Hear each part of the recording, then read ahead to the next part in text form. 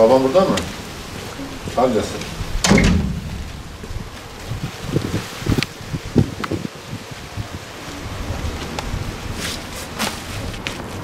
Hoş geldin babam.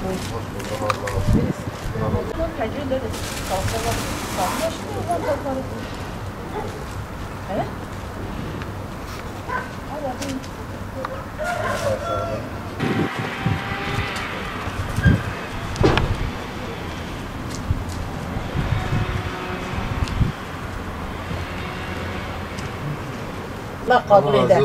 Allah sizi bağışı, hayır günlere koyar Rabbim. Güle Allah'a emanet olasınız. Allah sizi gücünüzü rast getirir.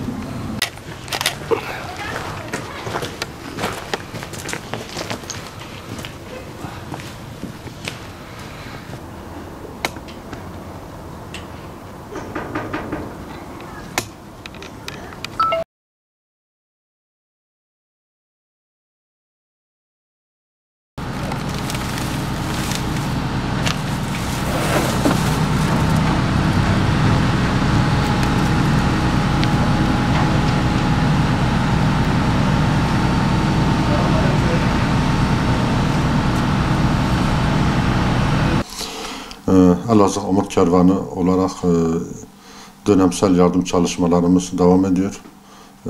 Her ay düzenli olarak fakir, muhtaç ailelere yardımlarımızı ulaştırıyoruz. Hayırseverlerin vermiş oldukları yardımları paketleyip ailelere ulaştırıyoruz. Bu ayda toplamda 134 aileye çeşitli yardımlar ulaştırdık. Evet, Kasım ayı itibariyle 70 aileye gıda kolisi ulaştırdık. 50 aileye kırmızı et ulaştırdık. 6 aile çeşitli ev eşyaları, 8 aileye de elbise ve ayakkabı verdik. Kasım ayı itibariyle toplamda 134 aileye biz yardım yaptık. Dönemsel olarak da yaptığımız yardımların yanı sıra Elazığ Umut Kervanı olarak İstanbul merkezli Umut Kervanı Vakfı üzerinden yurt dışına yardımlarımızı da gönderiyoruz. 6 adet adak kurbanı gönderdik. 6 adet su kuyusu açtırdık. Bizde fakir ve muhtaç aile sayısı yüksek olduğu için biz bu yardımları ulaştırmada yetersiz kalıyoruz. Bu vesileyle hayırseverlerden buradan sesleniyoruz. Yani hakikaten hani ekonomi sıkıntıların olmasıyla beraber muhtaç aileler daha da çok zor durumda girmiş durumdadır. Yani geçimlerini sağlayamıyorlar. Öyle aileler vardır ki zaman zaman evlerinde ekmek bulamıyorlar. Biz onlara yetişiyoruz, ekmeklerini alıyoruz. Ev kiraları olan aileler vardır, kiralarını veremiyorlar. Hakikaten durum, işler acısıdır. Baktığımızda bu aileler çok zor durumdalar, zor süreçten geçiyorlar. Bizler Umut Kervanı olarak elimizden geleni yapıyoruz hayırseverler aracılığıyla.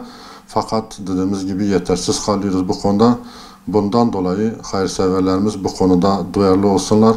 Bu fakir, yetim, dul, muhtaç ailelere birer merhem olsunlar.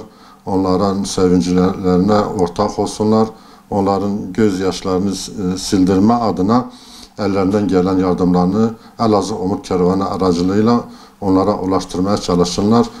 İnşallah bekliyoruz. Hayırseverlerimiz bu konuda duyarlı davranırlar. Gereken yardımları Elazığ Umut Kervanı olarak inşallah onlara ulaştırırız.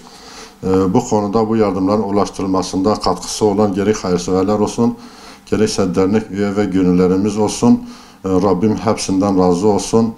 Rabbim yapmış oldukları hayırları kendi elinde kat kat makbul eylesin inşallah.